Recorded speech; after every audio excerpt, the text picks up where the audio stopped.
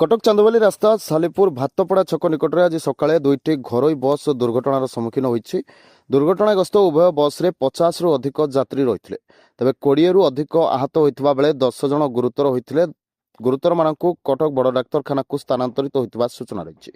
ସୂଚନା ମୁତାବକ ମହାଲକ୍ଷ୍ମୀ ଓ ପପୁ ନାମକ ଦୁଇଟି ବସ୍ କେନ୍ଦ୍ରାପଡ଼ାରୁ କଟକ ଅଭିମୁଖେ ଯାଉଥିଲେ। ତେବେ ପ୍ରତିଯୋଗିତା ମନୋଭାବ ଯୋଗୁଁ ଏଭଳି ଅବସ୍ଥା ଉପୁଜିଥିବା ଜଣାପଡ଼ିଛି। ଅର୍ଥାତ୍ ଓଭରଟେକ୍ ହିଁ ବିପଦର କାରଣ ସାଜିଛି ବୋଲି କୁହାଯାଉଛି। ମହାଲକ୍ଷ୍ମୀ ନାମକ ବସ୍ ପପୁ ବସ୍କୁ ହଠାତ୍ ଓଭରଟେକ୍ କରିବାରୁ ଦୁର୍ଘଟଣାର ସମ୍ମୁଖୀନ ହୋଇଛି।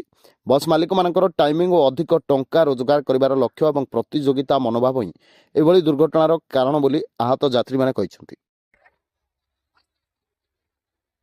ভাতপড়া